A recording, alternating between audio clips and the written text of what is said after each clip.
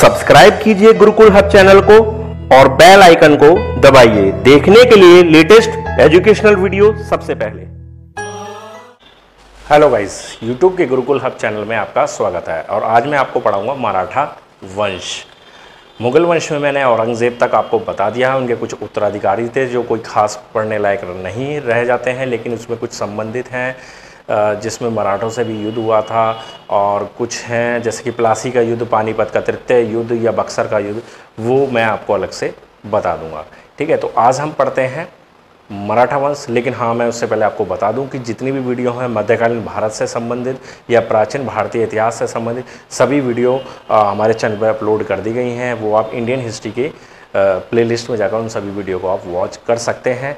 ठीक है, अब स्टार्ट करते हैं मराठा वंश। तो मराठा वंश का जो संस्थापक है वो है शिवाजी।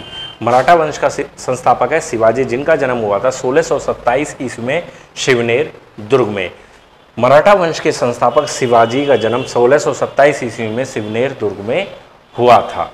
ठीक, सैन्य अभियान के अंतर्गत 1644 ईस्वी में इन्होंने बीजापुर की तोरण पहाड़ी किले पर अधिकार कर लिया। एक क्वेश्चन आया था ये एग्जाम में, एक बार क्या कई बार आ चुका है, यूपीपीसीएस में भी आया और एसएससी में भी आया है कि सैन्य अभियान के दौरान 1644 ईस्वी में बीजापुर की तोरण पहाड़ी किले, बीजापुर की तोरण पहाड़ी किले पर अधिकार कर लिया। कहां पर अधिकार किया था? बीजापुर की तोरण पहाड़ी किले पर। ठीक है, उसके बाद आती है पुरंदर की संधि। पुरंदर की संधि से भी संबंधित क्वेश्चन आया है एग्जाम में। तो पुरंदर की संधि हुई थी शिवाजी और महाराजा जयसिंह के बीच।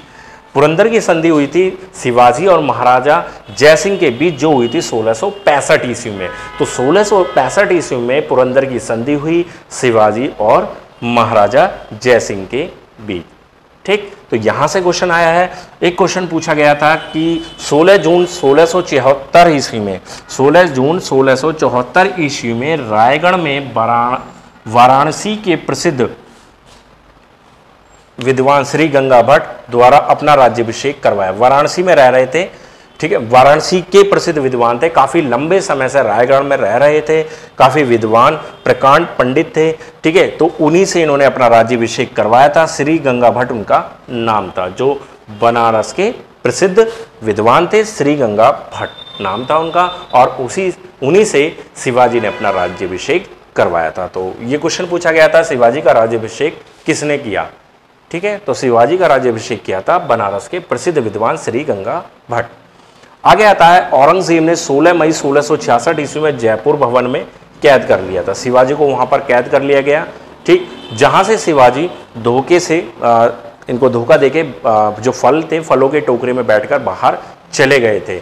ठीक है, भाग निकले थे यहाँ पर। तो पॉइंट है कि औरंगजेब ने 16 मई 1666 ईस्वी में जयपुर भवन में कैद कर लिया, जहां से शिवाजी 16 अगस्त 1666 ईस्वी में भाग निकले।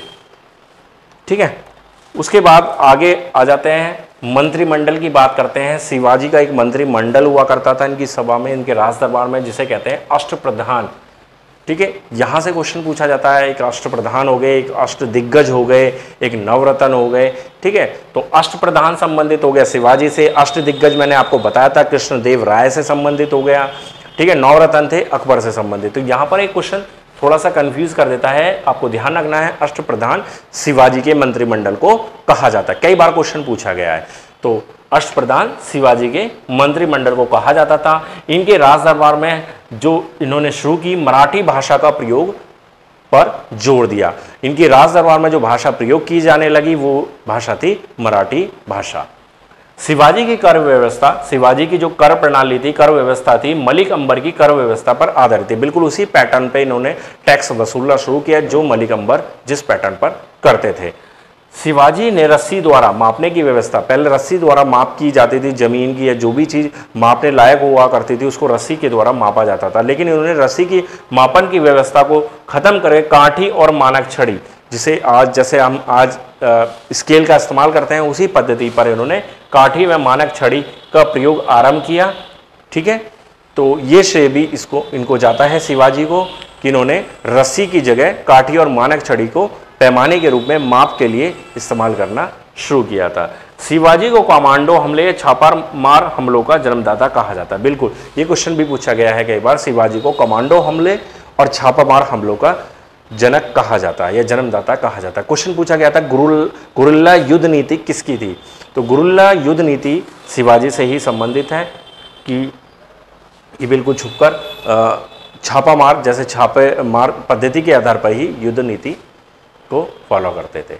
ठीक है, तो यहाँ से संबंधित हो गया। और फिर आ जाते हैं लास्ट में 14 अप्रैल 1680 को शिवाजी की मृत्यु हो गई। 14 अप्रैल 1680 को शिवाजी की मृत्यु, 1627 में जन्म हुआ और 1680 में इनकी मृत्यु हो गई।